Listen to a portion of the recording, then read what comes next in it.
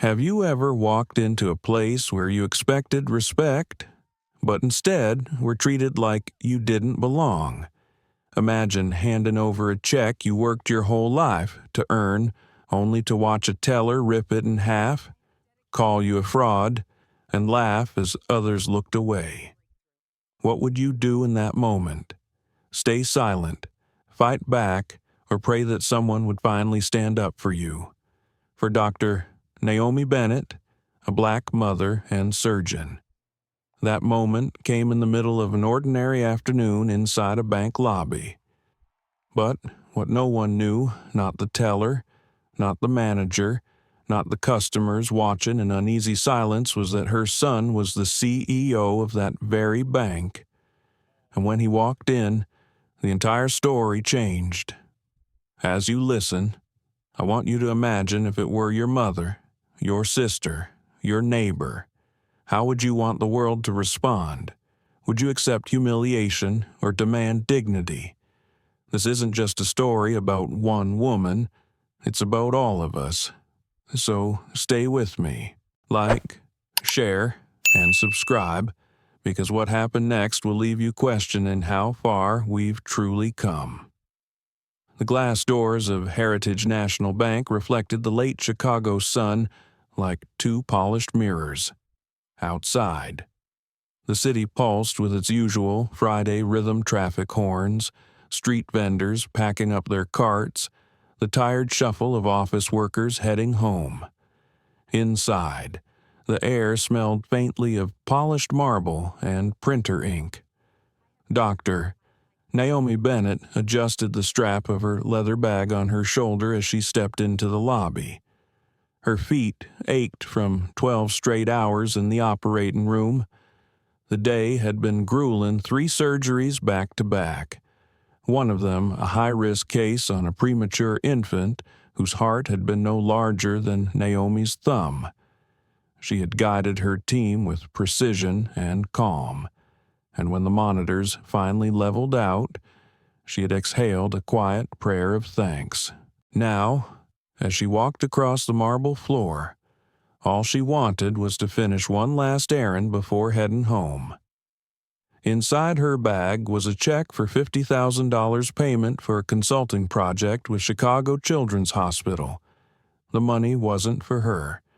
She planned to send it straight into the foundation she had built to fund cardiac care for underprivileged kids. Naomi paused in front of the teller line, scanning the counters. She noticed the details the way doctors do, sharp, precise, impossible to unsee once observed. The line of tired customers, the faint hum of fluorescent lights, the bored faces of clerks behind the glass. A thought flickered through her mind, uninvited. Will they see me as a surgeon, or will they only see my skin? She had been asked that question 100 times in 100 ways, sometimes politely, often not. Every achievement she carried, every title before her name, was still weighed down by the simplest and most unshakable fact she was a black woman walking into spaces where she was not always welcomed. Still, Naomi squared her shoulders. She had made a career out of grace under pressure. She had stitched the tiniest arteries, held back the weight of grief when families begged her to perform miracles, and carried herself with dignity in every boardroom she entered. This would be no different. She chose the shortest line, stepping behind an elderly man with a cane. Her gaze wandered toward the ceiling ornate plaster from another century, patched in places but still proud. Heritage National had been around for over 100 years, the kind of bank that liked to remind people of its tradition. Naomi half smiled. She knew the tradition was complicated. The line moved. She rehearsed in her mind the simple request: deposit this check. Direct it to the foundation account. Nothing more, nothing less. When it was her turn, she approached the counter. The young teller looked up. Her badge read Hannah Doyle. She had sharp features and a practiced smile that did not reach her eyes. "Good afternoon," Naomi said softly, sliding the check across the counter.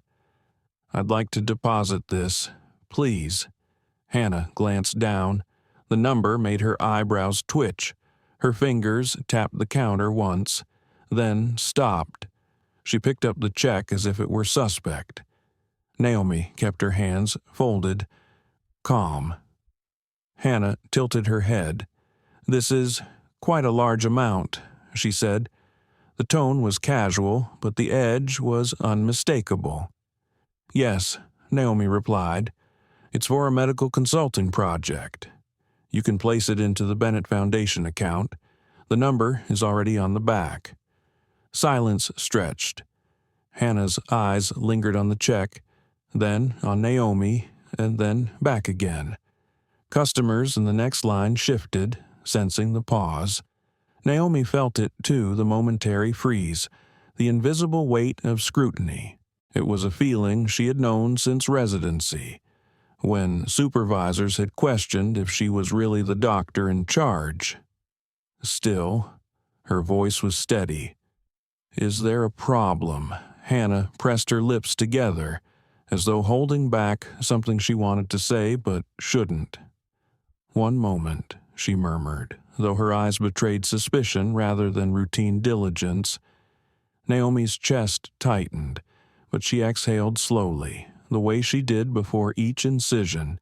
In her bag, she could still smell the faint, sterile scent of the scrubs she hadn't yet taken off. She told herself, "Stay centered, stay dignified." From behind, a faint voice broke the tension. An older woman with silver hair, waiting in line, whispered, "She saved my grandson's life. You know, that's Dr. Bennett." Naomi turned slightly, recognizing Mrs. Eleanor Price, a retired school teacher she had met once in the pediatric ward. The woman gave a small nod, like a quiet testimony, but Hannah either hadn't heard or pretended not to. She tapped a few keys on her computer, frowning at the screen. Naomi rested her hands on the cool marble counter. She could feel something building, like a storm about to break. She told herself, "Whatever comes next, meet it with calm. The truth always rises." The hum of the lobby seemed to fade as Hannah Doyle continued staring at the check.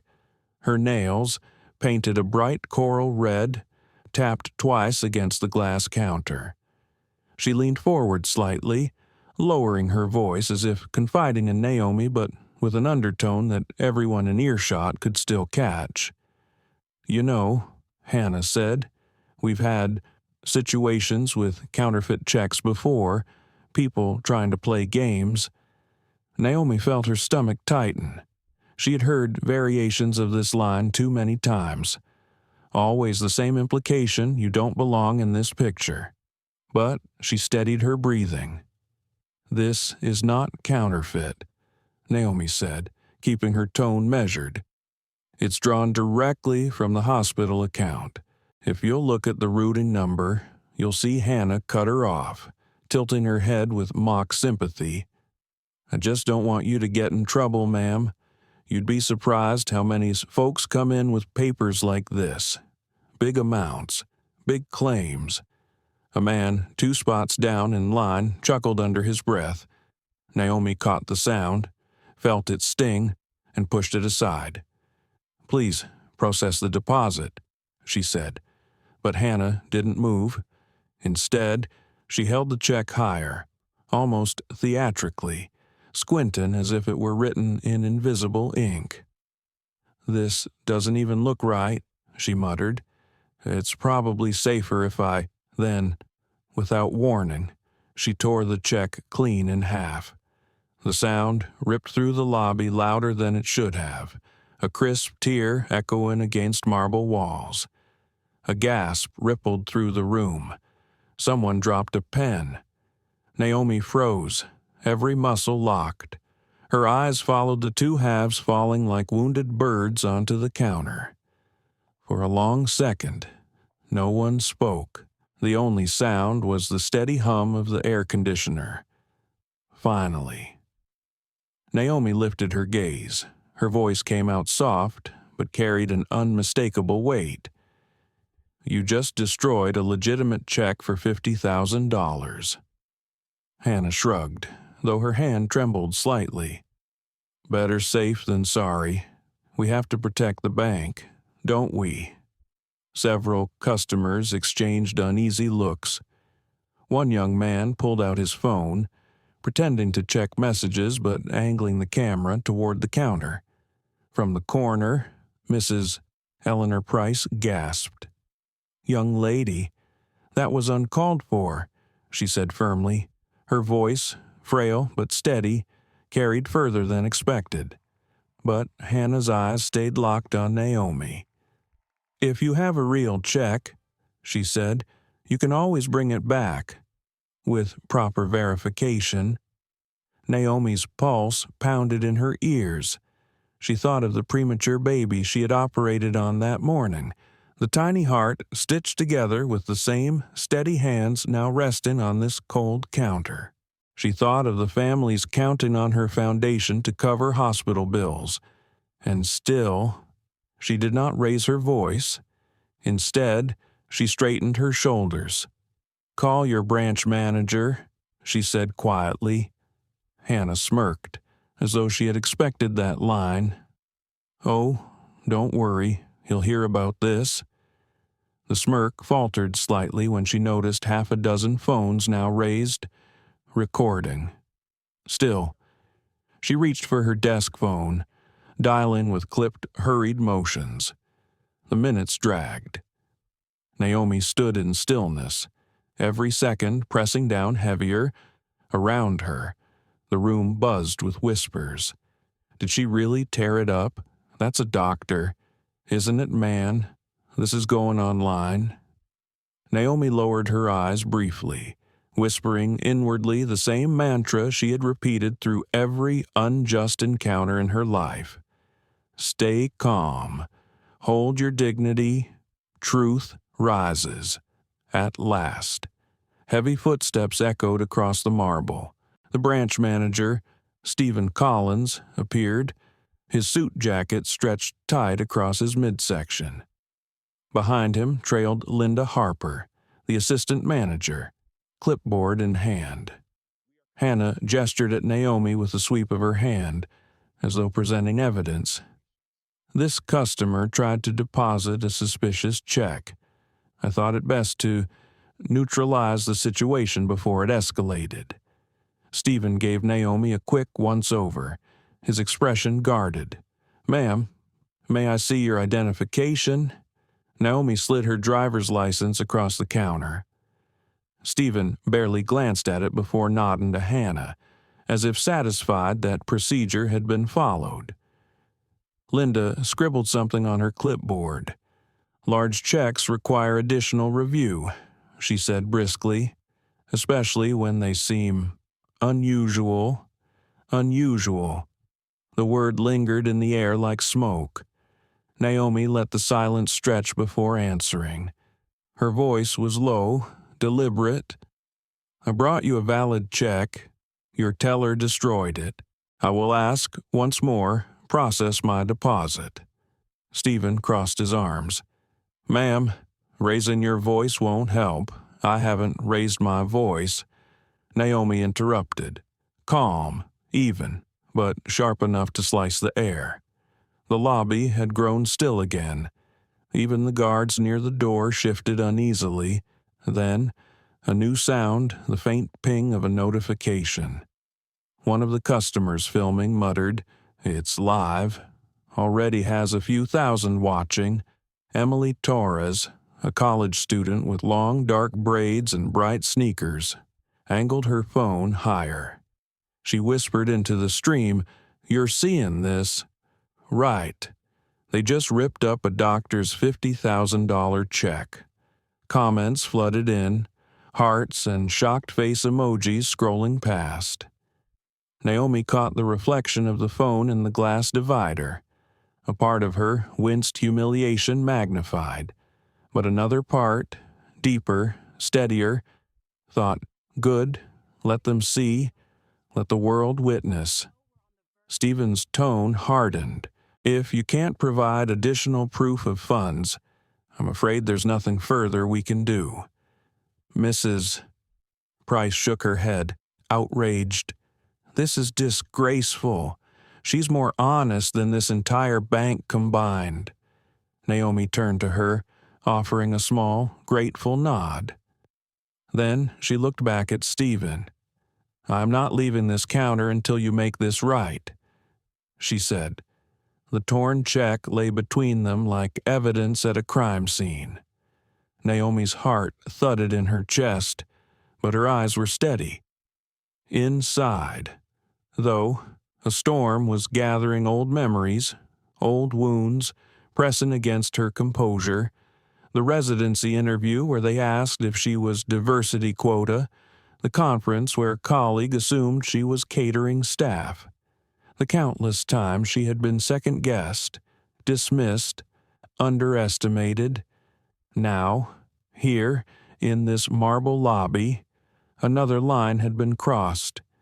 She drew a slow breath, letting the silence build, until the weight of it pressed on everyone around. Then she said, simply, call whoever you need. But understand this, what you did today will not vanish quietly. The words landed like a stone in water ripples spreading outward, unseen but unstoppable. The lobby seemed to hold its breath.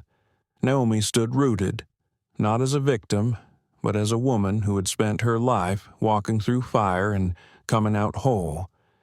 And though she had not yet revealed the depth of her strength, something in her eyes told the room the story was far from over. The lobby doors whispered open and shut as customers continued to drift in, but no one was leaving. The scene at the teller counter had pulled every pair of eyes toward Naomi and the shredded remains of her check. The bank had become a stage, and though Naomi hadn't chosen to be here, she now stood at the center of it. Stephen Collins adjusted his tie as if to reassert control. His voice was heavy with authority that sounded rehearsed rather than earned. Dr. Bennett, he said, reading her name from the ID as though the title might be a mistake. We take fraud prevention very seriously here. My teller acted to protect the bank's assets. Naomi met his gaze.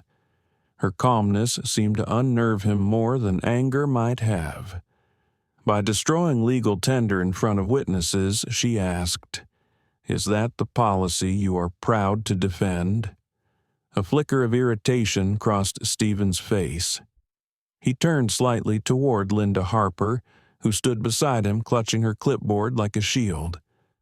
"Procedures allow us discretion," Linda said quickly. Her tone was clipped, mechanical, like a computer program reading from a script.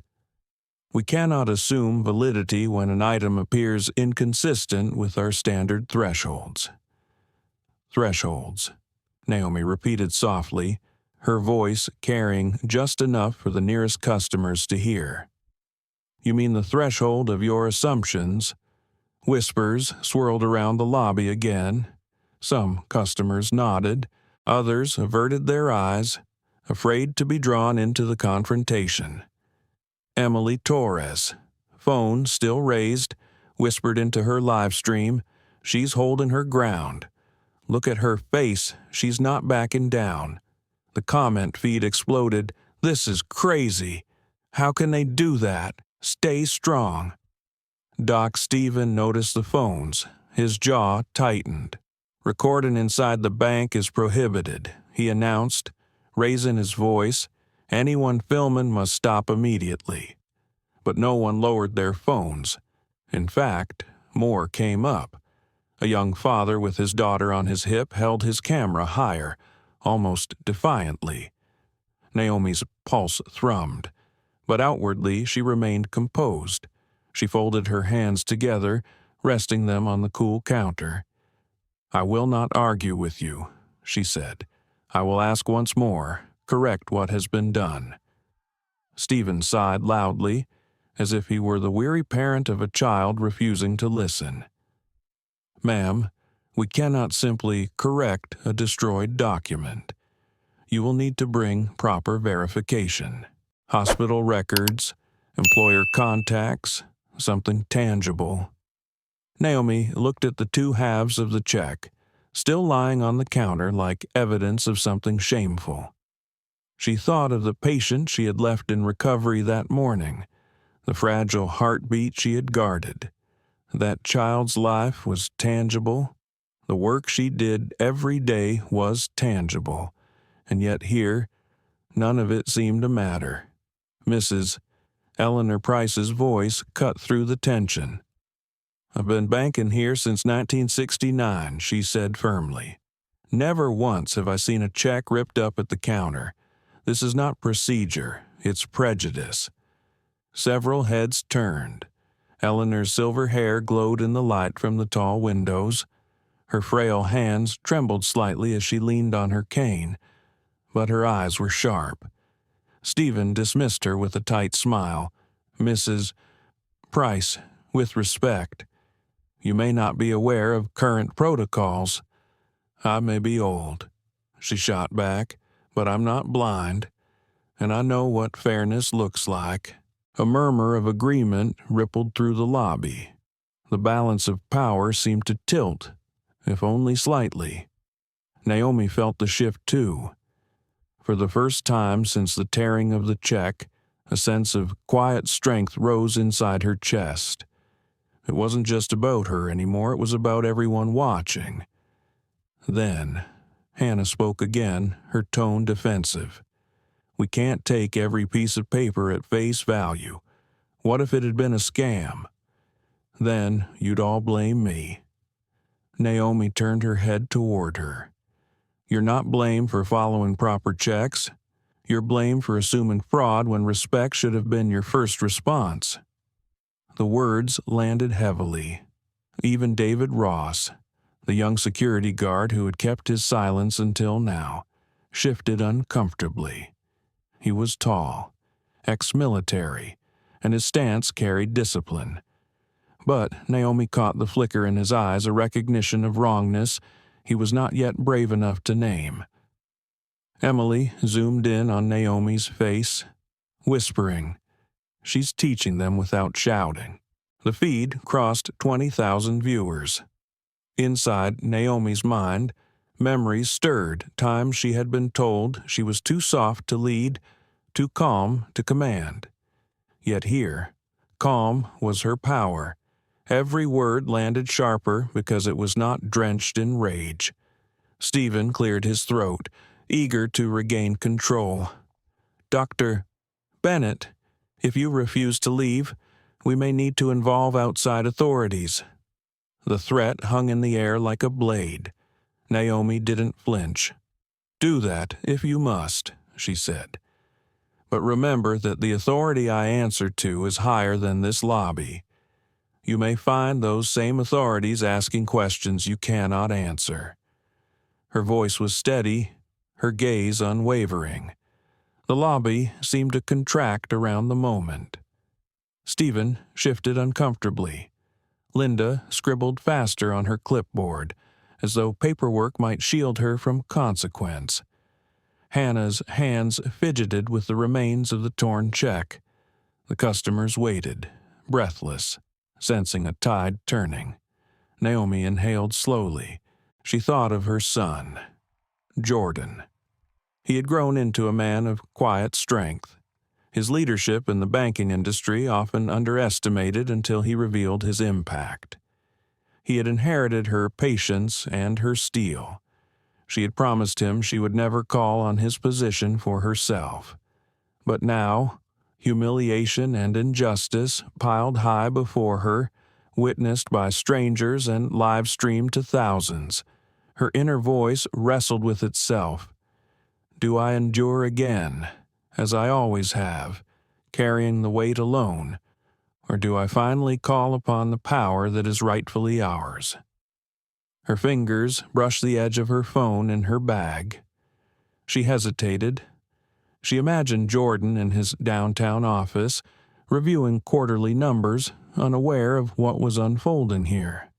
She hated to interrupt his day with her pain, but she also knew the moment had arrived when silence would no longer suffice. 3:00, Naomi whispered to herself, glancing at the clock above the door. Its hands inched closer. Emily caught the whisper on her live stream.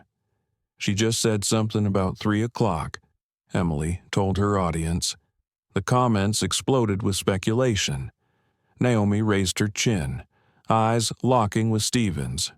"You have a few more minutes to reconsider your position," she said softly. It wasn't a threat, but a promise. The bank manager frowned, not understanding. Hannah swallowed hard, her earlier bravado slipping. Linda clutched her clipboard so tightly her knuckles turned white. And around them, the lobby leaned into the silence, waiting for something no one could yet name.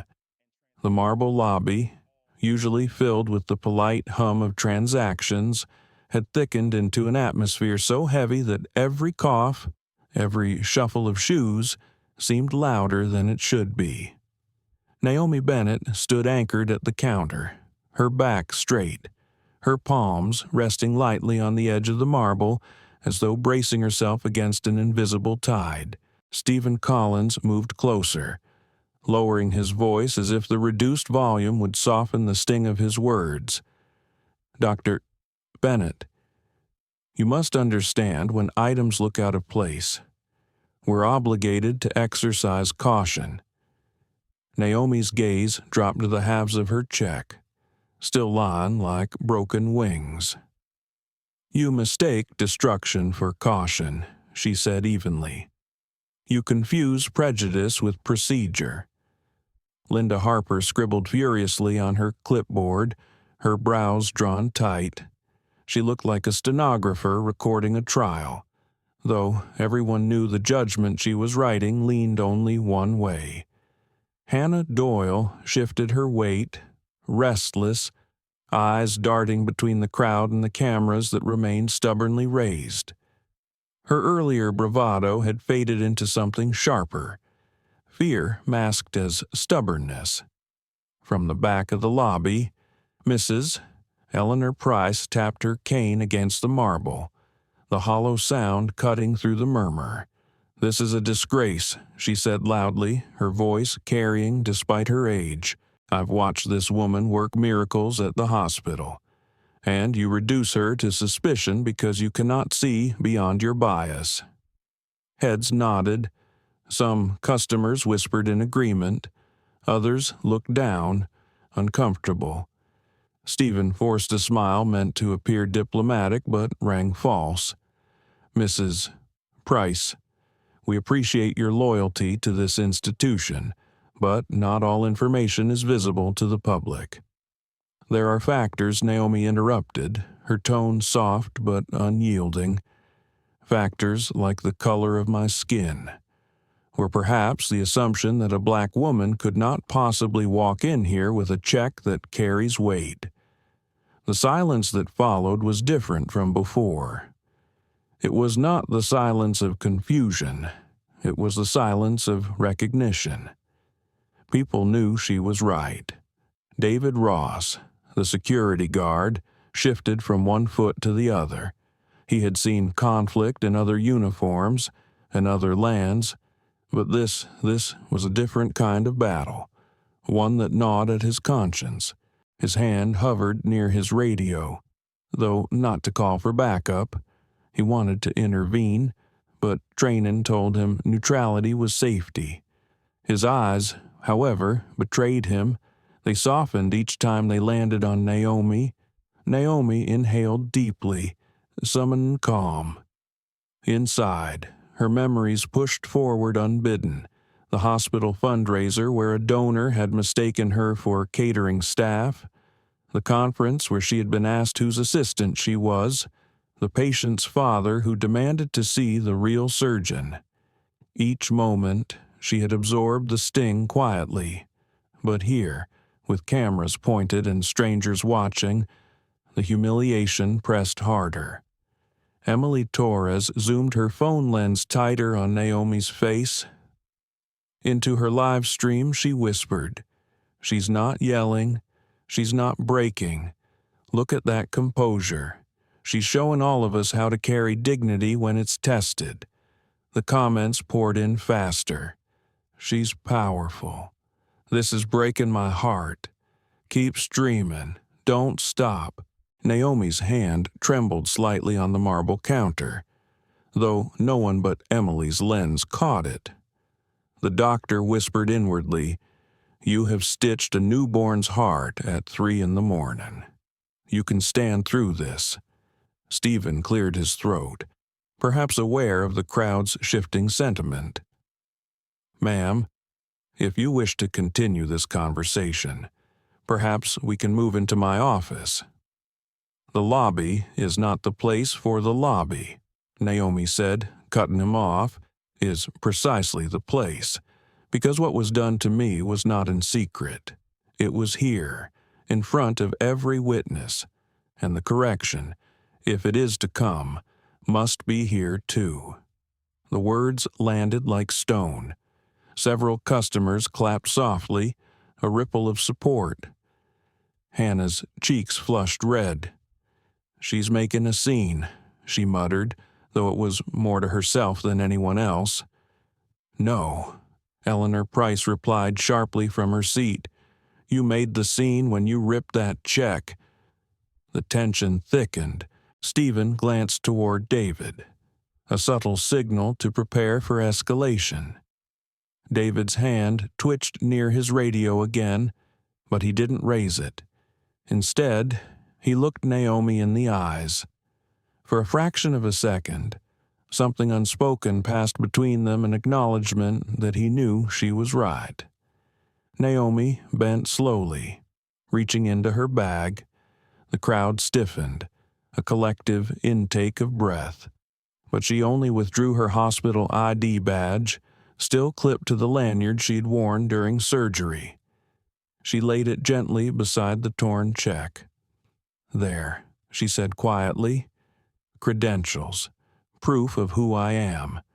Though I should not need to prove my worth to deposit a check written in my name." The ID gleamed under the fluorescent lights. The photo showed Naomi in surgical scrubs, exhaustion etched under her eyes but pride in her smile. Linda peered at it, then scribbled something again, though her hands shook slightly. Stephen's face hardened. "Identification does not change bank procedure," he said. Naomi tilted her head. "Nor does it erase the insult already delivered." From the corner, a teenager whispered to his mother, "She's right. That was straight-up disrespect." The mother hushed him, but her eyes flashed agreement. Inside Naomi, the struggle deepened. A voice urged patience, reminded her she had always borne injustice with grace. Another voice, fiercer, whispered that this time demanded more, that silence would not heal, only perpetuate. Her hand brushed the phone in her bag again. The clock above the doors read 2:55, 5 minutes until the moment she had promised herself she would no longer stand alone. Emily's live stream captured her glancing at the clock. "She keeps looking up," Emily narrated softly. "It feels like she's waiting for something, or someone." The comment feed lit up with speculation.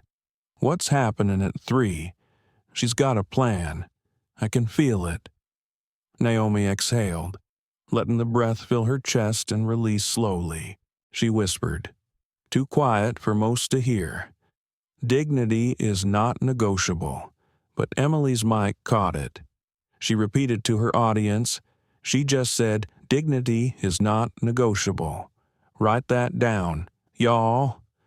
The phrase instantly filled the feed like a rallying cry. The weight of humiliation pressed heavier, but Naomi's spine only grew straighter. Around her, the marble lobby had transformed from a banking hall into something else entirely, a place where the invisible rules of dignity and respect were being tested before the eyes of the public. The torn check lay still between them, silent but undeniable. The witnesses held their breath. The live stream audience swelled into the tens of thousands. And Naomi, with composure forged through years of trial, prepared for what would come when the clock struck 3. The lobby had become unnervingly quiet. The buzz of printers and the rhythmic beep of ATMs seemed distant, almost smothered by the weight of what had just happened. People shifted in their seats, hesitant to speak but unwilling to leave. It was as if everyone sensed that something larger than a banking dispute was unfolding, something that demanded bearing witness. Naomi Bennett stood tall at the counter, her hospital ID badge beside the torn halves of her check. Her face revealed nothing but composure, yet inside she could feel her pulse thundering like a drum. Every second felt suspended, as though the marble lobby itself was holding its breath. She could feel eyes on her from every direction. The young father bouncing his toddler against his chest, glancing nervously at the manager. The teenager with his hoodie pulled low, peeking up now and then as if memorizing every detail for later. The mother and son whispering to each other in Spanish, too quietly for most to hear. And then there was Emily Torres, steady with her phone, narrating into her live stream with a voice that carried the tremor of outrage. "We're still here," Emily whispered to her unseen audience. "She hasn't moved. They ripped her check, and she's standing like a statue. This is history happening in front of us." Her words poured into the stream, which now had thousands of viewers. Hearts and comments cascaded across her screen. "Stay strong. Don't let them silence you. This is exactly what happens every day. Mrs." Eleanor Price sat straighter in her chair, cane resting across her lap. Though age had curved her spine, her eyes remained sharp. "Young lady," she said loudly enough for those nearby to hear, "don't you bow your head. Not for them, not for anyone."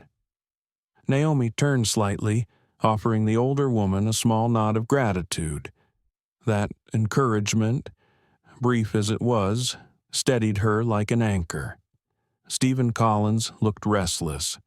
He glanced toward Linda Harper, who clutched her clipboard but avoided his eyes.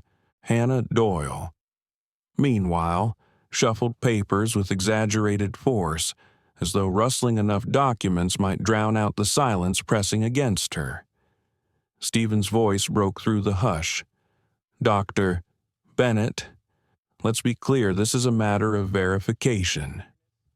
Nothing more." Naomi's reply was calm, but each word felt carved in stone. "You've already made it more. You made it about assumption, not verification, and the assumption was written all over your teller's face." The words struck like a bell. Some in the lobby shifted uncomfortably. Others nodded. David Ross, the security guard, finally spoke, his voice measured but clear. "Sir, maybe we should de-escalate. People are filming. We don't want this turning into." Stephen cut him off sharply. "Ross, maintain your post." But Naomi had caught the hesitation in David's tone, the subtle tug of conscience. He was young, but he understood enough to know what was happening was wrong. Naomi pressed her palms together lightly, then rested them back on the counter. She could feel the storm inside her chest, but she refused to let it show. "You will not see me crumble," she told herself. "Not here, not in front of them." Her eyes drifted up again to the clock above the door. The hands pointed just shy of 2:58. 2 minutes. She knew what she would do when the time came, but for now, she let the silence work. The silence was powerful.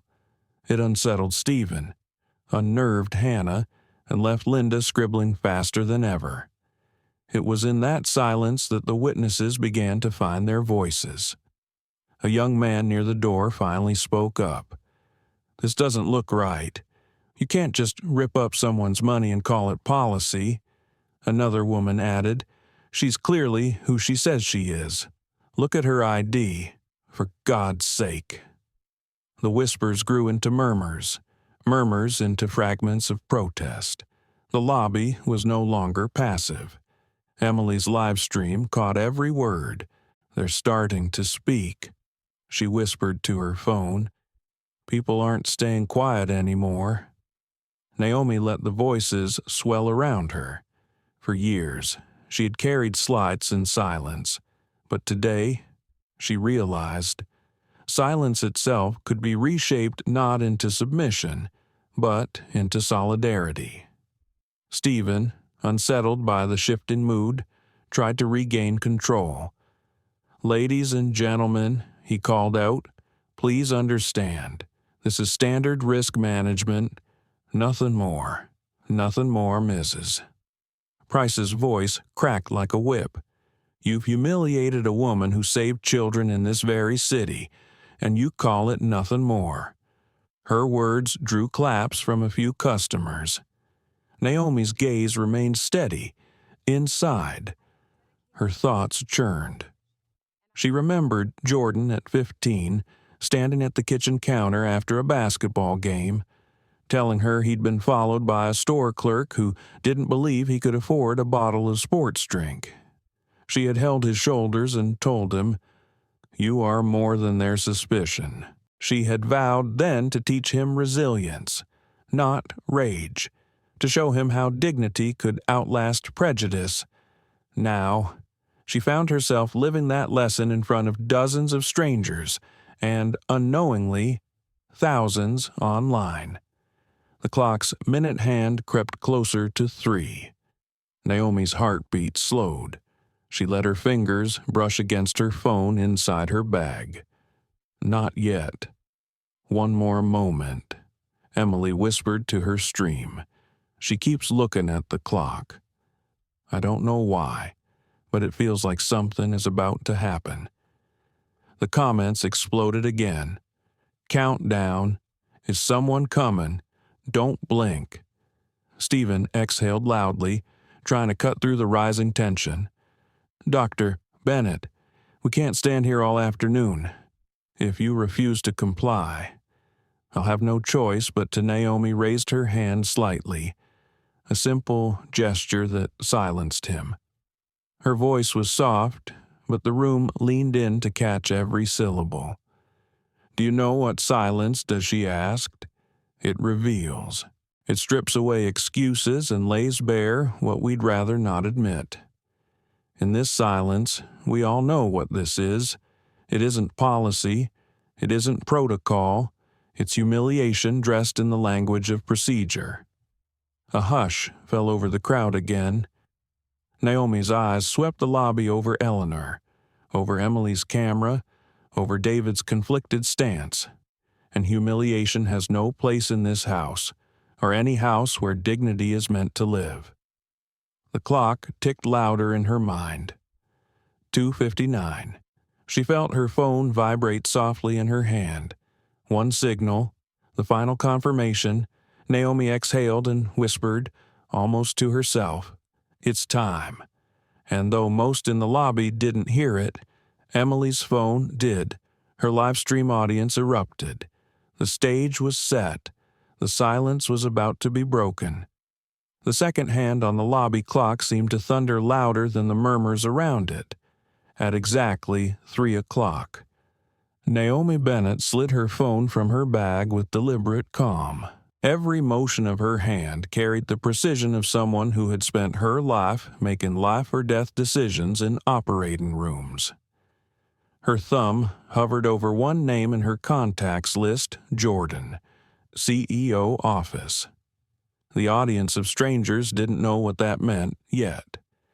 But Emily Torres's live stream caught the moment her finger tapped the name, and 25,000 viewers online gasped collectively, though they didn't yet know why.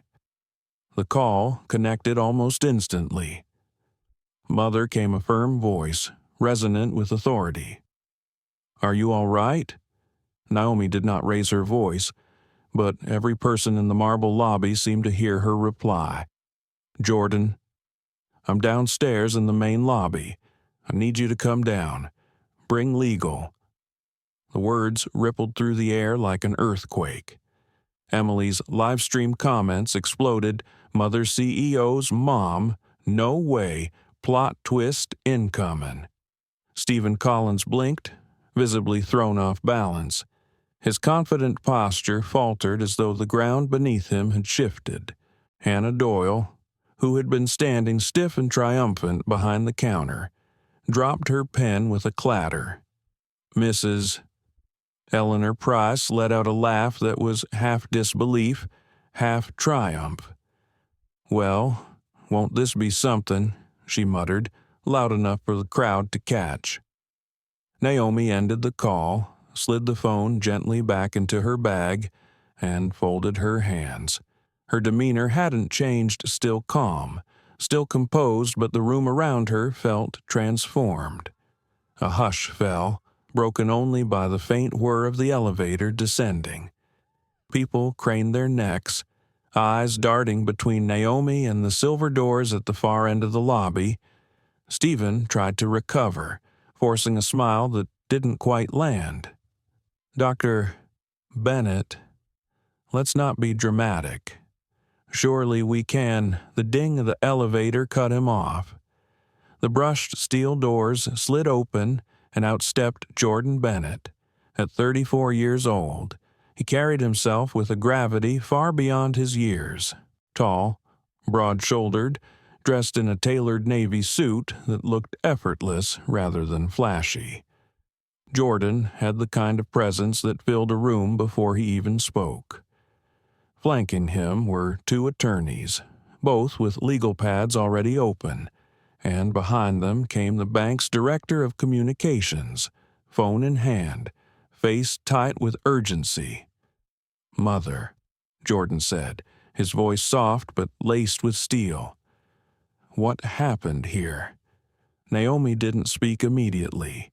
She simply gestured toward the shredded check still lying in pieces across the counter.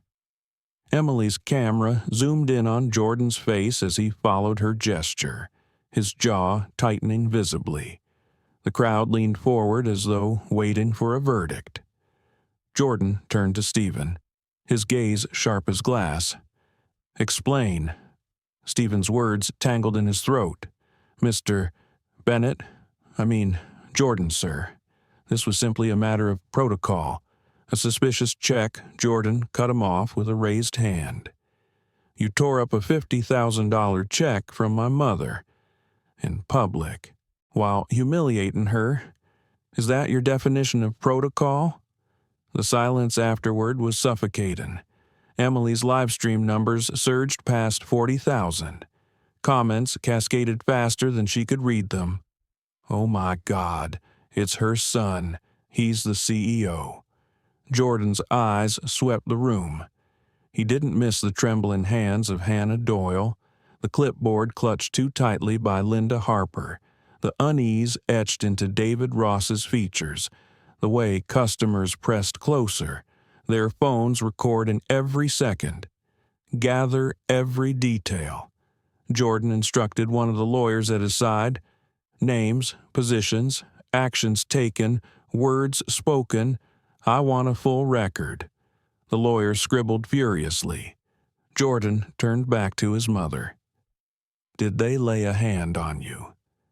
Naomi shook her head. They didn't need to. Their words were enough. Her voice was steady, but her son caught the faint flicker in her eyes, the trace of hurt beneath her calm exterior. He clenched his jaw, then exhaled slowly, channeling his anger into measured control. Stephen took a step forward, palms raised. "Mr. Bennett, please." This was an isolated misunderstanding. Jordan's gaze froze him in place. Do not use that word misunderstanding. What happened here was intentional humiliation, and it will be treated as such. Gasps rippled through the crowd. Mrs. Price tapped her cane against the floor. Finally, she whispered to no one in particular. Jordan turned toward David Ross, the security guard. Did you witness this from start to finish?" David hesitated, then nodded. "Yes, sir, I did." "Speak." The young guard swallowed hard but lifted his chin. Dr. Bennett was calm. She didn't raise her voice, didn't resist. The teller tore her check without cause. The managers supported her. The accusations were he stopped, searching for the right word. They were not about the check. They were about who she is. The words landed like stones in still water, spreading ripples of impact across the lobby. Naomi closed her eyes for a brief moment, inhaling deeply. It wasn't just her fight anymore. Others were seeing it for what it was. Jordan nodded at the guard. "Thank you for your honesty. It will be remembered." Stephen tried again, voice shaky now. "Sir, with respect, perhaps we should discuss this privately. Upstairs. There's no need to." "There is every need," Jordan interrupted. "You tried to make this spectacle public. You will face the consequences publicly." The weight of his words filled the marble chamber. Naomi's thoughts drifted inward as the lobby around her hummed with tension. She remembered Jordan as a child, standing at the foot of her hospital bed after her longest surgeries, waiting patiently just to walk beside her on the way to the car. She had poured every ounce of strength into raising him, teaching him compassion alongside ambition. Now, watching him take command of a room that had once humiliated her, she felt both pride and sorrow. Pride in the man he had become. Sorrow that he had to wield his authority to protect her from something so basic, so human, as dignity. Jordan faced the crowd, speaking now not just to Stephen but to everyone watching. This institution claims to serve the people of this city, but what I see here today is discrimination dressed as policy. That ends now. Emily's live stream captured every syllable. Viewers typed frantically, "Chills, this man is fire, accountability is happening right now." For the first time, Hannah Doyle lowered her gaze, shame creeping into her face. Linda Harper looked pale, as though she might faint. Jordan stepped closer to the counter, brushing aside the shredded pieces of the check with one hand. He looked directly at his mother. "You came here as a customer. You deserved respect. You'll have justice instead." Naomi gave him the smallest nod, her lips pressing together to keep the swell of emotion from spilling out. The silence in the lobby was absolute, waiting for what would come next. Jordan Bennett's presence had shifted the air in the lobby. What had started as an ordinary weekday errand was now a tribunal, unfolding under the fluorescent lights and the unblinking lenses of dozens of phones. The employees behind the counter looked cornered. The customers sat straighter, sensing they were witnesses to something that would not soon be forgotten. Jordan moved with quiet precision, his polished shoes clicking across the marble floor. He stopped directly in front of the shredded check and stared at it for a long moment, as though the fragments themselves carried testimony. Then he turned back to Stephen Collins. "You had 2 chances," Jordan said, his voice low but penetrating. "The first was when my mother presented her credentials and her check. The second was when she asked for simple respect. You failed both." Stephen shifted on his feet, his throat working as he tried to find words. "Sir, I know." Jordan cut in, raising a hand. "I don't need excuses. What I need is accountability." He motioned to one of the lawyers beside him, read the policy. The attorney flipped open a thick binder, his voice steady as he recited Section 4B. No employee shall intentionally destroy a customer's financial instrument prior to full verification through official channels. Section 5A employees are required to exercise professional courtesy and assume good faith until evidence proves otherwise. Jordan's eyes never left Stephen's. Tell me, Manager Collins, where in that policy does it authorize humiliation? Stephen's face flushed crimson. It doesn't. Correct. Jordan said, It doesn't. The crowd murmured, a tide of voices pressing closer. Emily Torres's live stream numbers surged past 60,000. Comments raced across her screen. He's dismantling them. No way out. This is Justice Live. Mrs. Eleanor Price leaned forward on her cane. Finally, someone reading the rules back to the ones who break them. Naomi stood quietly, her posture unyielding. She felt her son's words strike the room like hammers, but she also felt the ache of years of similar moments less visible, less defended when she had endured alone. Now, however, her silence was a deliberate choice, a testament to her faith that her son's voice could carry what hers had been forced to hold. Jordan turned his gaze to Hannah Doyle. She flinched. You're the teller who destroyed the check, he asked evenly. Hannah nodded, her hands trembling. Yes, sir. But I thought you thought wrong. Jordan interrupted. You thought assumption was stronger than fact, that bias was stronger than evidence, and that my mother was weaker than you. The words sliced sharper than any reprimand.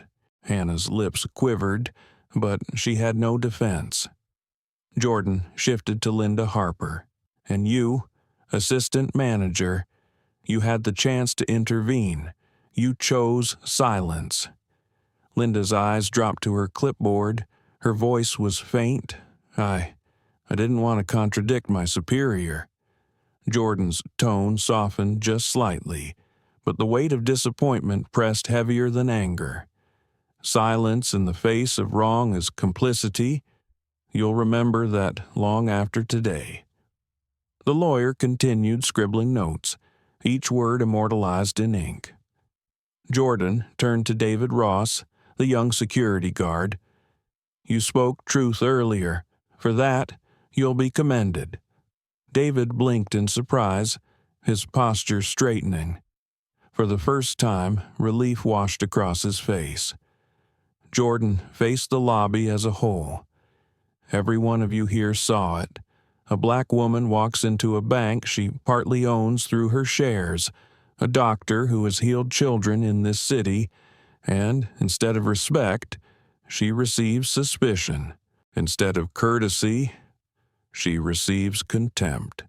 Instead of service, she receives destruction. His voice carried, resonating against the marble walls. This is not only my mother's story. This is the story of countless others who walk into institutions every day and leave with less dignity than they entered with. Today, we draw a line. The audience erupted in applause.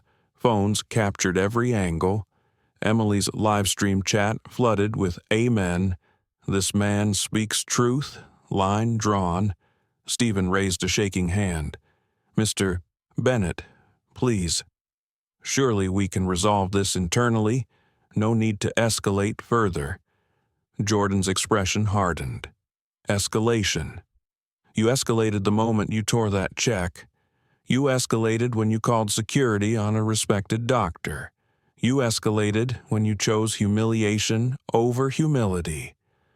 Naomi's chest tightened, her eyes burning, though no tears fell. She remembered teaching Jordan to stand up for kids who were mocked at school, reminding him that silence could wound as deeply as cruelty. Seeing him wield those lessons now filled her with both fierce pride and lingering sorrow. Jordan took a step closer to the counter.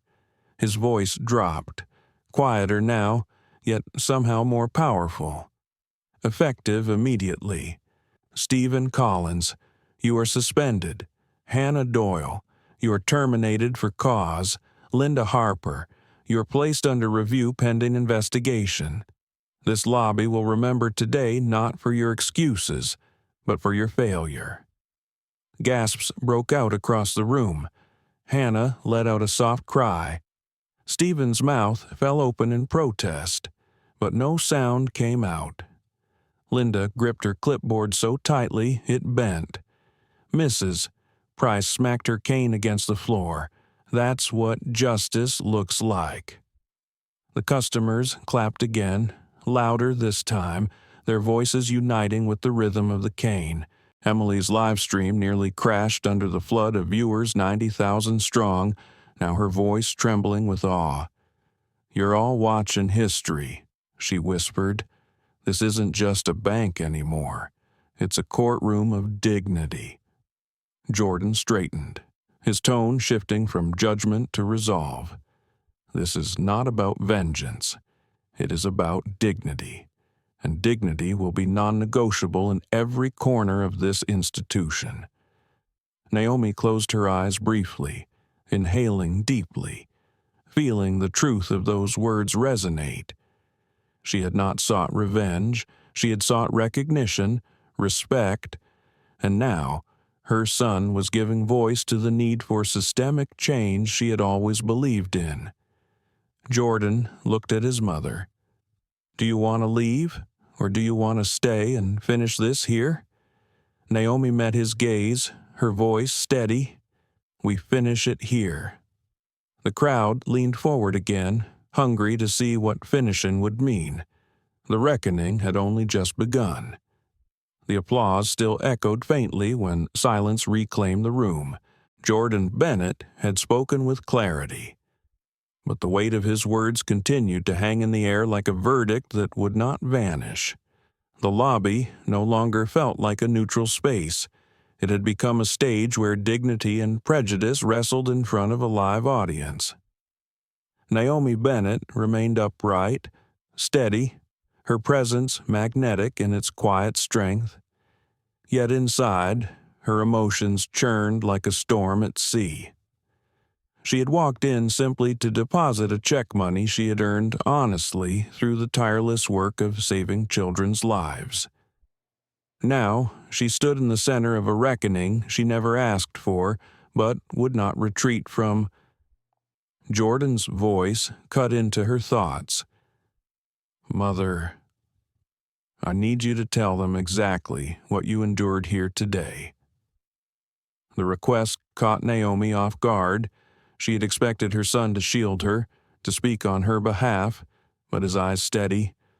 Urging asked her not to hide, not to let her story be filtered through policy or apology. Naomi inhaled slowly and faced the lobby. Her voice was measured, quiet at first, but every syllable drew the room closer. I walked in here as a customer. I carried my ID, my credentials, and a check from my work as a physician. I was treated not as a client, not even as a human being deserving of courtesy, but as a suspect. Without verification, without cause, my check was torn in front of me. And when I questioned it, the response was to escalate shame, to threaten me with removal. Her voice tightened, but she pressed on. This isn't about one check. It isn't even about me. This is about every person who has been told, through words or looks or silence, you don't belong here. I have spent my career fighting to keep hearts beating. Yet in this building, you tried to break mine. The lobby was utterly still. Even Hannah Doyle's quiet sobs ceased for a moment. Emily Torres whispered into her live stream mic. She's incredible. Everyone needs to hear this. Mrs. Eleanor Price dabbed her eyes with a handkerchief. her shoulders trembling with emotion. Naomi straightened. But I refuse to let humiliation define me. Dignity is not granted by this bank or by any institution. It is mine by birthright, and today I claim it. Applause broke out again, louder, more sustained. Customers stood, clapping, some even cheering. Phones caught the speech from every angle, and Emily's live stream crossed 120,000 viewers. Stephen Collins looked pale, sweat glistening on his forehead. He seemed ready to melt into the marble floor. Jordan lifted his hand, and the applause subsided. His voice was deliberate, carrying both authority and gravity. You've heard her testimony. And now, this institution must respond not just with words, but with reform. He gestured to the attorney beside him. Effective immediately. An internal audit will begin on every customer service interaction flagged as discriminatory. Employees who enable bias through action or silence will be held accountable. And a new dignity protocol will be introduced, binding every branch, every manager, every teller. Gasps whispered through the crowd. The bystanders realized they weren't just witnessing discipline, they were witnessing transformation. Naomi's eyes watered, though she blinked them clear. She had prayed for years that someone with authority would not only punish wrongs but change the system itself. Now, her son was doing it in front of her, but Jordan wasn't finished. He turned back to Stephen.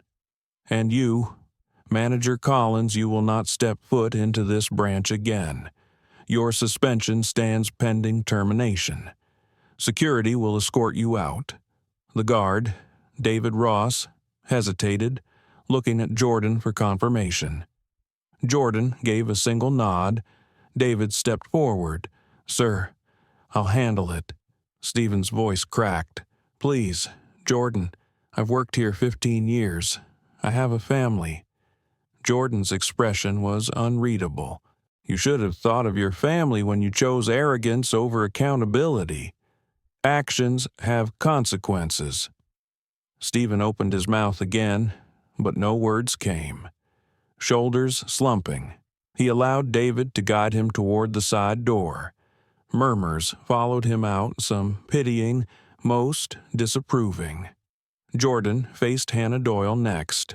The young teller shook violently, her face blotched with tears.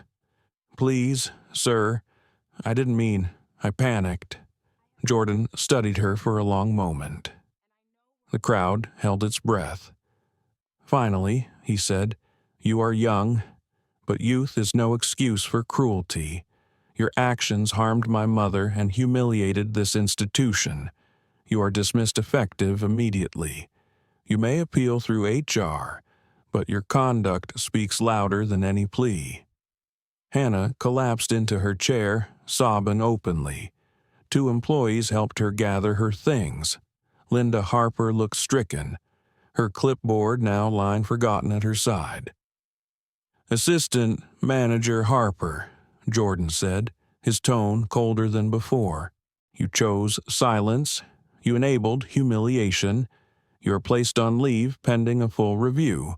If you have evidence that you acted differently than it appears, you may present it during investigation. Until then, your authority is revoked.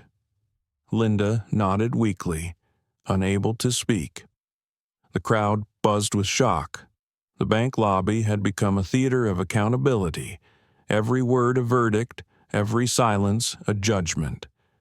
Naomi closed her eyes for a moment, letting the sound wash over her. She hadn't wanted vengeance, but seeing public accountability, real consequences, brought a measure of healing she hadn't expected. Emily whispered into her phone, her voice breaking. Do you see this? Do you see what's happening? This is what justice in real time looks like. A mother stood with dignity, and her son turned power into accountability. I'll never forget this day." Jordan looked at his mother once more. "It's not finished yet. This is only the beginning." Naomi nodded slowly, her voice steady despite the storm in her chest. "Then let's finish it right." The customers leaned closer, hungry to see what finish would mean. Some had tears in their eyes. Others clenched their fists in solidarity. The reckoning had reached its breaking point, and the world inside the bank and beyond was watching. The branch smelled faintly of printer ink and polished marble, but under it now ran the electric pulse of transformation.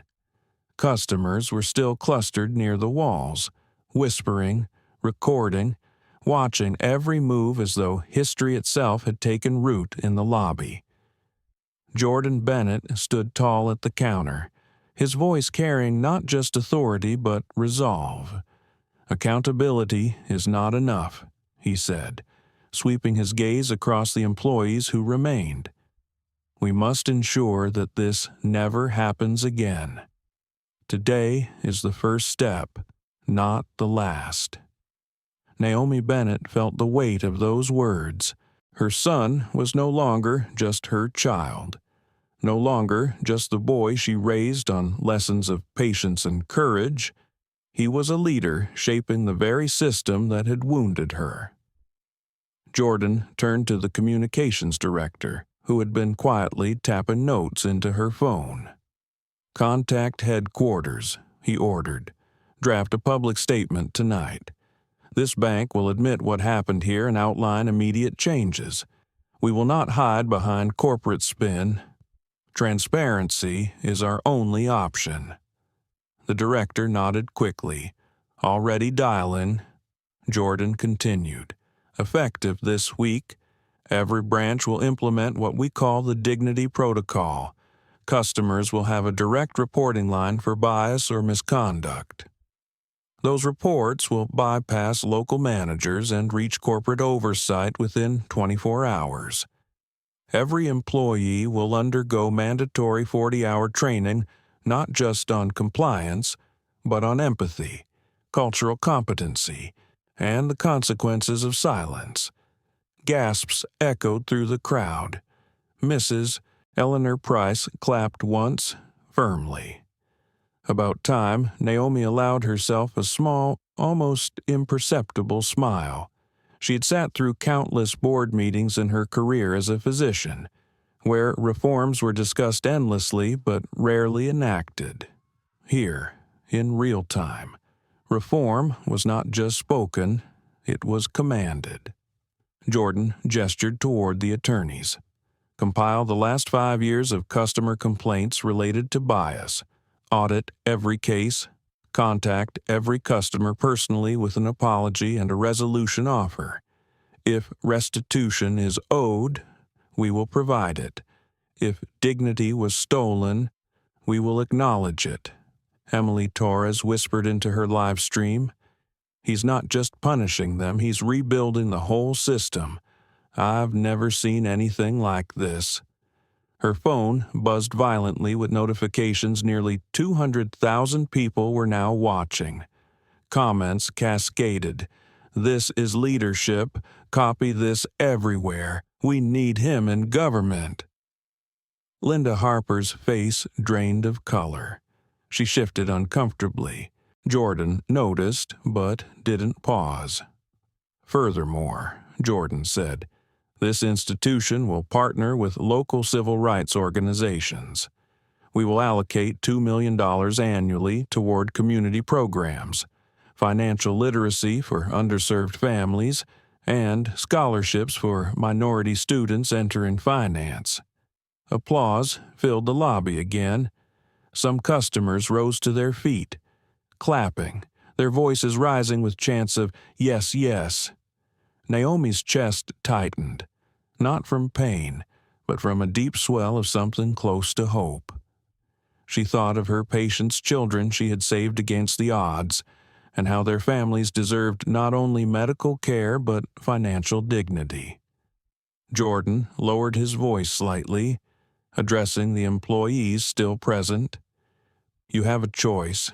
You can resist change or you can embrace it. But let me be clear. This bank will move forward with or without you. Dignity will not be negotiable. David Ross, the security guard, nodded firmly, his posture straightening with pride for the first time. He felt like his voice and conscience mattered. Naomi stepped forward, her voice soft yet unwavering. "If I may," she said, and the lobby fell silent. "These reforms are not about my humiliation. They are about protecting the next person who walks through those doors. A mother who doesn't have a son in power, a grandfather cashing his pension check, a student depositing their first summer job savings. They all deserve respect without needing to fight for it." The room swelled with emotion. Emily's camera zoomed closer on Naomi, capturing the calm fire in her eyes. "Mrs." Price wiped her cheeks with a trembling handkerchief. "You tell them, honey," she said aloud. "Tell them for all of us." Jordan looked at his mother, pride evident in his eyes. "This is why we finish it here," he said quietly. The communications director raised her phone. "Headquarters wants to know should this statement be released to the press immediately." "Yes," Jordan replied without hesitation. "Every minute we delay is another minute of silence, and silence has already done enough damage." Phones around the room buzzed as the first press release hit inboxes. Headlines appeared almost instantly. "Bank teller rips up, Black woman's check, CEO steps in, fires staff on the spot." The news spread like wildfire. Customers gasped as push notifications lit up their screens. Emily nearly dropped her phone. "It's out. The whole country's seeing this now." Naomi felt her knees weaken slightly, but she steadied herself on the counter. She hadn't wanted her pain to become spectacle, but if it sparked change, then perhaps it was worth it. Jordan turned back to the remaining staff. "This branch will close for 72 hours to retrain every employee. During that time, services will be rerouted to nearby locations. Customers will be informed within the hour." Linda Harper finally spoke, her voice thin. "Sir, if I may, do I have a chance to prove I can change?" Jordan studied her face for a long moment. The crowd leaned in, curious. "Finally," he said, "that depends entirely on what you do next. Words won't save you, only action will." Linda nodded faintly, eyes downcast. Jordan exhaled, then turned to his mother once more. "Is this enough for today?" Naomi looked around, the employees chastened, the customers inspired, the live stream audience swelling by the second. Her heart ached, but it also carried a flicker of relief. "For today," she said softly, "but tomorrow, we keep building." The crowd erupted once more, clapping, cheering. Phones filmed from every angle, immortalizing the moment when reform began not in a boardroom, but in a bank lobby where dignity had been torn and then restored. By the time Jordan Bennett's words reached the press, the lobby had become more than just a room full of customers and employees. It had turned into a symbol. Every person holding up a phone knew they were not just documenting an incident, they were carrying a message out into the world. Naomi Bennett leaned lightly against the counter, conserving her strength. Her chest still ached with the sting of humiliation. But watching her son command the space gave her breath she hadn't realized she'd been holding. She could almost feel the weight shifting, as though generations of silence had been cracked open just a little wider. The push notification spread like wildfire. Bank CEO confronts racism at local branch. Mother was victim. Livestream captures bank reckoning. Viewers top 200K. From check ripped to reform dignity protocol announced. Customers gasped as they scrolled. Some smiled through tears. Others whispered into their phones to loved ones, relaying what they had just seen. Emily Torres glanced at her stream. Over 300,000 viewers now. Her voice trembled as she whispered to the audience, "It's everywhere. We're part of something bigger than this building." Mrs. Eleanor Price gave a satisfied nod. "About time they put it in print. Too many of us have stories like this that never got told." Jordan noticed the energy building around them but kept his composure. He turned to the communications director. "Prepare for questions from the press. We'll hold a media briefing this evening. I'll lead it myself." "Yes, sir," she said, typing furiously into her phone. Jordan then faced the customers directly. "You've all witnessed something today, but witnessing is only the beginning. When you leave this lobby, carry the story, share it, talk about it, challenge others. Change does not come from one policy. It comes from the refusal to stay silent." Applause rose once again, echoing against the high ceilings. David Ross stood near the door, his security badge glinting under the lights. For the first time all day, he allowed himself a small smile. He had chosen honesty, and now it felt like the ground beneath him was steadier. Naomi's thoughts drifted inward.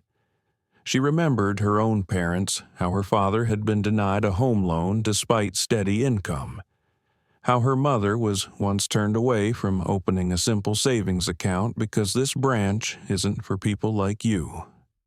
She had carried those memories quietly for decades, and here she was, watching her son dismantle the very barriers that had once kept her family in the shadows.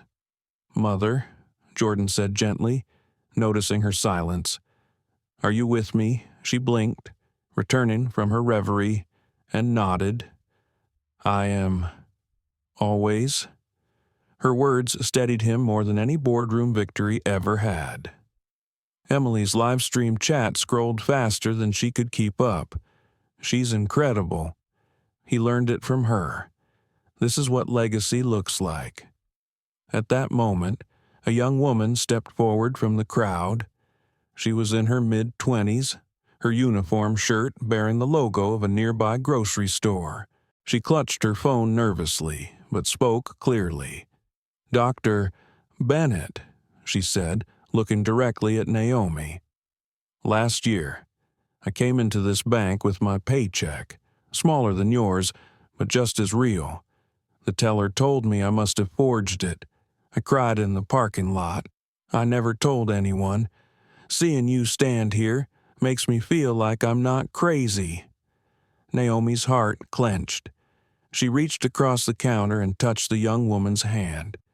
"You are not crazy, you are not alone, and you are not small."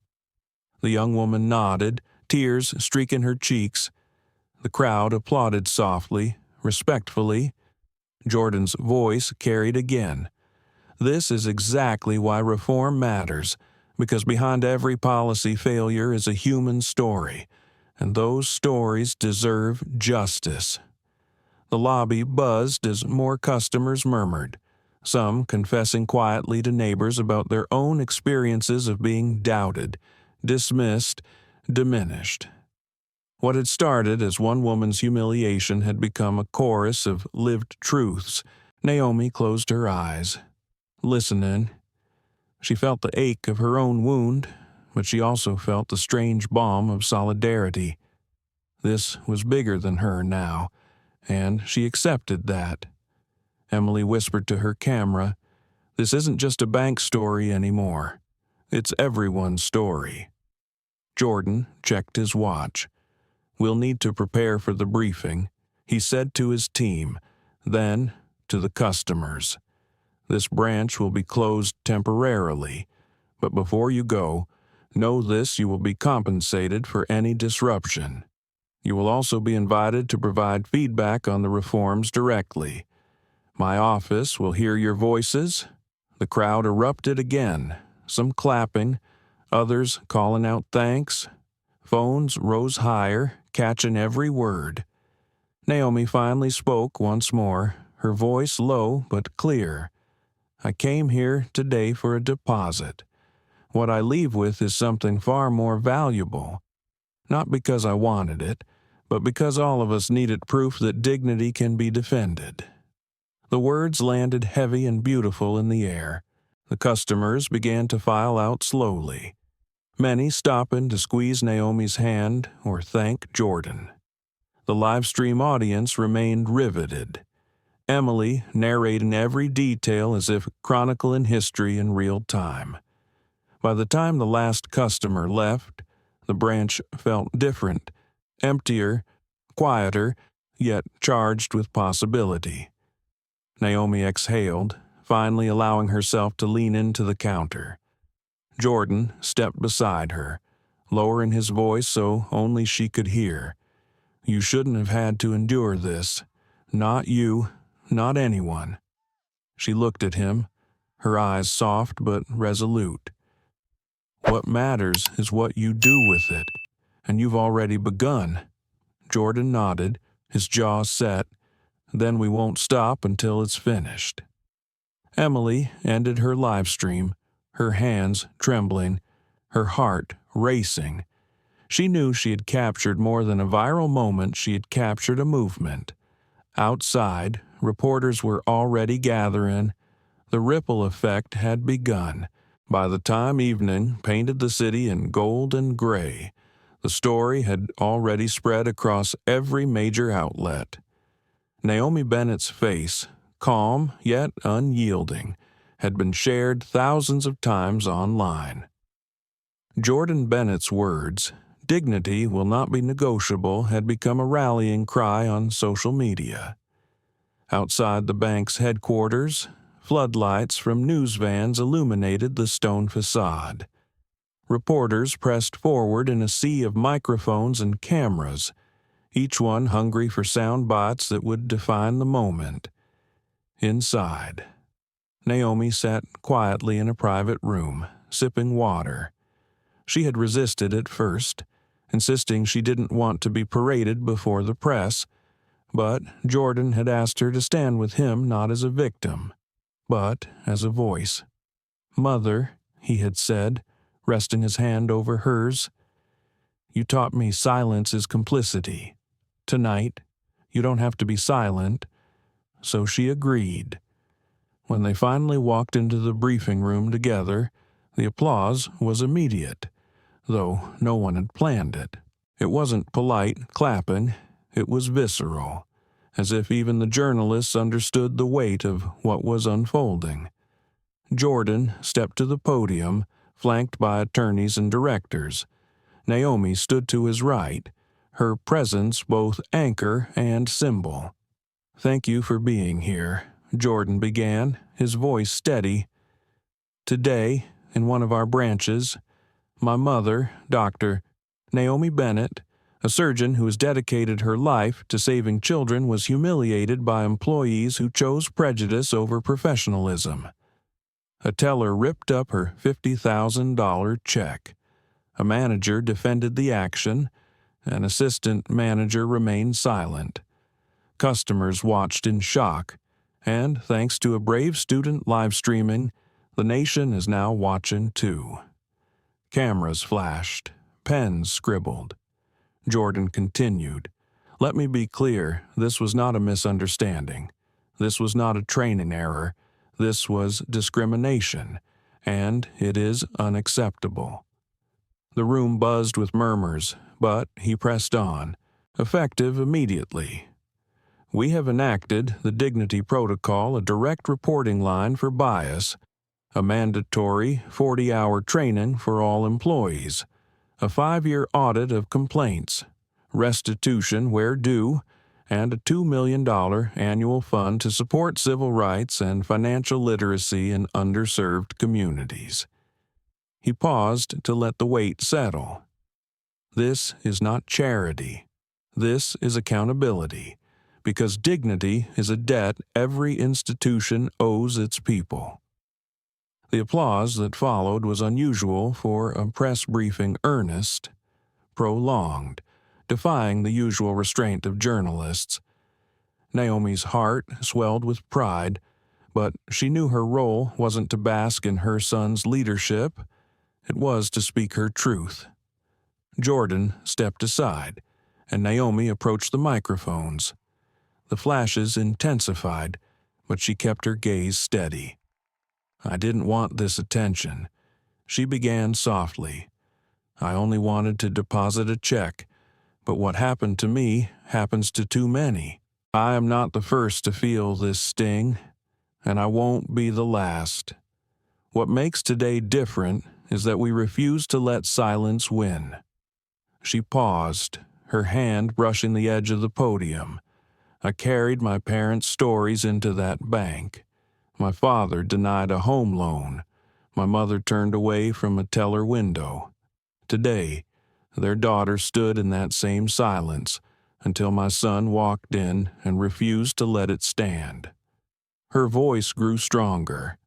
"I want every parent watching to know when you teach your children dignity, when you show them how to stand, one day they may stand for you, and when they do, they will stand for others too." The room was hushed. Even the clicking of cameras slowed. Naomi's eyes shimmered but did not break. This isn't about revenge. It's about repair. Tonight, I ask you all reporters, viewers, leaders carry this story, not as mine, but as ours. Let it remind you to look at the person across the counter and see a human being, not a stereotype. That's how we move forward. The applause this time was thunderous.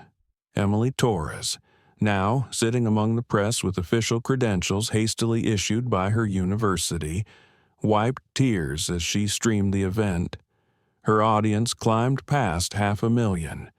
She whispered into the mic, "I'll never forget this. She's rewriting history in real time." Jordan returned to the podium, answering questions with precision. Reporters pressed about firings, lawsuits, and corporate image. He answered each without evasion. "Yes, terminations have begun.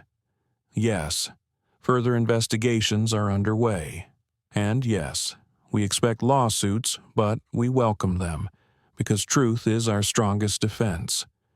Another reporter asked if this would affect shareholder confidence. Jordan's reply was sharp. Shareholders should ask themselves if their profits are worth more than people's dignity. At this bank, the answer is no. Naomi placed a hand lightly on his arm, a silent gesture of both pride and caution. She knew his words were bold, but necessary. The conference stretched on for nearly an hour. By the end, the story had already taken root in evening broadcasts nationwide. Headlines blared, "CEO and mother take stand against racism. Bank pledges reform after viral incident. From humiliation to hope, the Bennett family story." As the room emptied, Naomi exhaled deeply. "I didn't know I had that much left in me," she admitted quietly. Jordan smiled, placing a protective arm around her shoulders. "You've always had it. Tonight, the world just got to see it." Outside, the crowd of supporters cheered as they emerged. Strangers held signs hastily written, "Dignity is a right, and we stand with Naomi." Naomi blinked against the flashbulbs, her heart full yet heavy. She hadn't asked to be a symbol. But if her pain could spark healing, then maybe it was worth it. The ripple effect was no longer just a ripple. It was a wave, and it was only beginning to crest. The days that followed the press conference were unlike anything Naomi Bennett had ever experienced. She had spent most of her life in operating rooms, not news cycles, but now her name appeared in headlines alongside her son's. Friends from decades past sent messages of support. Former patients, now grown, wrote letters of gratitude. "You healed my heart when I was a child. Now you're healing ours as a nation."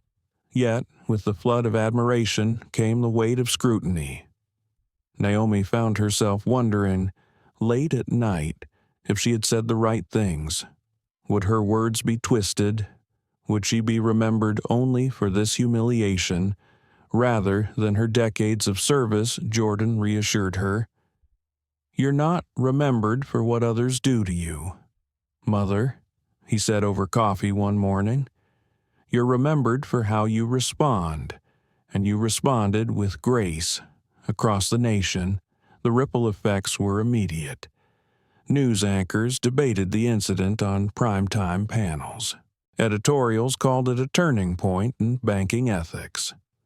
One columnist wrote, "What happened to Naomi Bennett could have happened to any black customer. The difference is, this time, justice sat in the CEO's chair." The bank itself was undergoing a transformation at breakneck speed. The Dignity Protocol wasn't just a press release, it was action. Branches across Illinois held emergency workshops. Some employees rolled their eyes, others sat silently, shaken by the footage of Chelsea tearing the check in half. But there were also tears-tellings of personal stories of bias endured, long suppressed until now. Linda Harper, the assistant manager who had stood silently in the branch that day, submitted her resignation. In her letter, she admitted, "I should have spoken. Silence was my complicity. I hope stepping down makes room for someone braver." Her departure sent a message as strong as any firing neutrality in the face of injustice was no longer acceptable. Meanwhile, Chelsea Morgan and Brad Stevens, the teller and manager at the center of the scandal, filed wrongful termination suits. Their lawyers went on television, claiming they were scapegoats. "My client was following protocol," Brad's attorney said. "She was protecting the bank from potential fraud." But the footage told a different story. Chelsea's disdainful tone, the way she ripped the check with theatrical dismissal, the smirk that followed it was all there. No jury needed much imagination. Naomi refused to watch the clips again. Once had been enough. Instead, she poured her energy into something constructive. Together with Jordan, she began drafting the outlines of the Bennett Foundation, a nonprofit dedicated to financial equity and patient advocacy. "If we only fix one bank, we haven't done enough," she told him. "But if we use this to light a path, maybe we'll leave something larger behind." Emily Torres, the journalism student whose live stream had sparked the storm, became one of the foundation's first interns. She moved between classrooms and boardrooms, her phone never far from her hand. One afternoon, she confessed to Naomi, "I didn't mean to start a movement. I just wanted people to see what I was seeing." Naomi smiled gently. That's how movements start. Emily, one active witness, one refusal to look away. Emily's footage had become a case study in her media ethics class. Professors debated, was it invasive? Was it responsible journalism? But Emily didn't flinch. "If I hadn't filmed it, nothing would have changed," she told her classmates.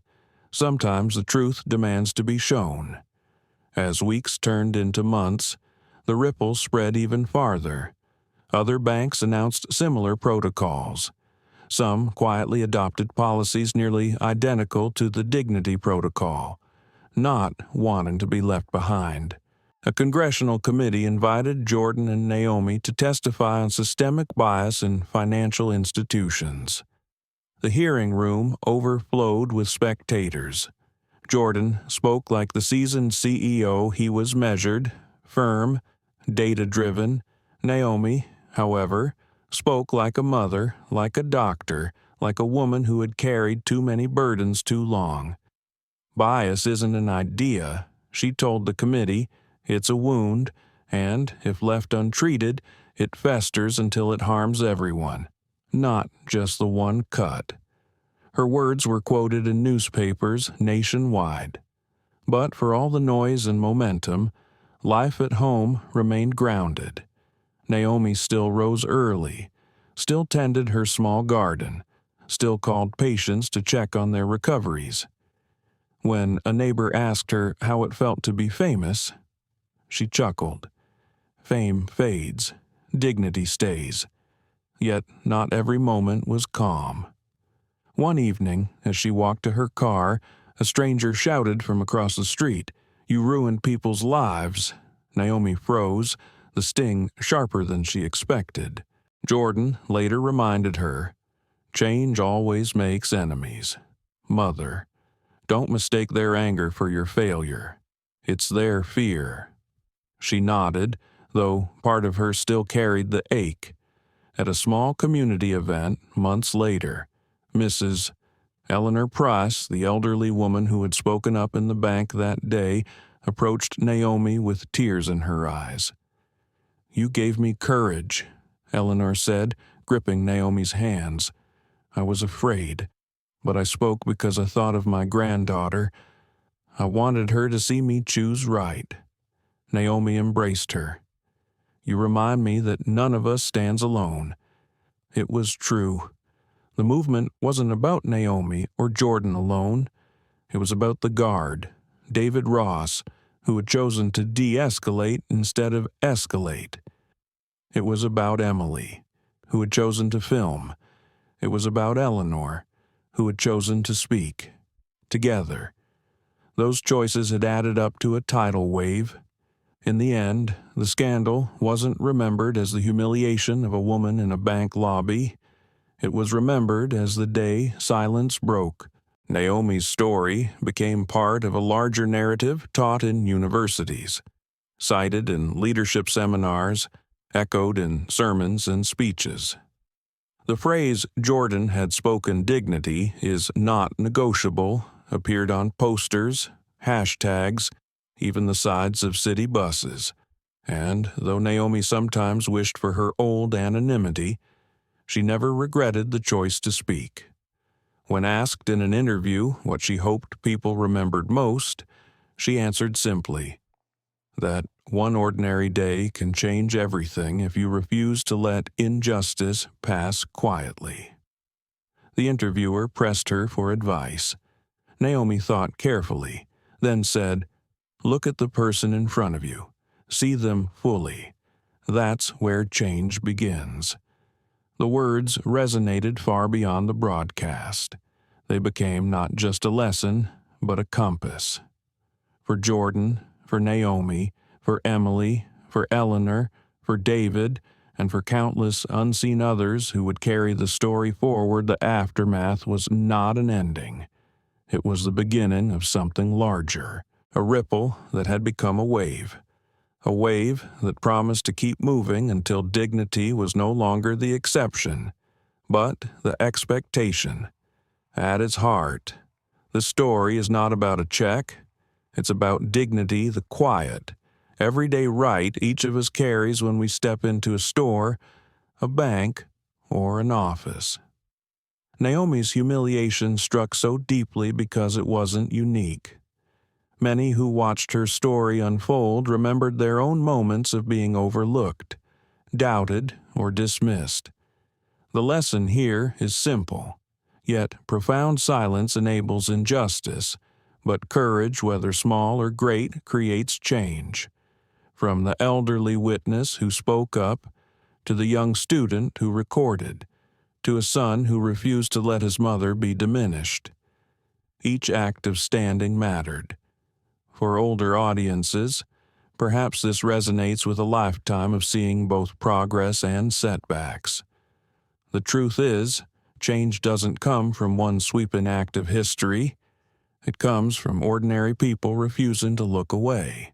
If we carry anything forward, let it be this dignity is not negotiable, and every time we choose to honor it in someone else, we protect it for ourselves. Thank you so much for staying with us through this powerful story. If it touched your heart, please take a moment to like this video, share it with someone who needs to hear it, and subscribe to our channel. Your support helps us bring more stories of dignity, justice, and hope to light.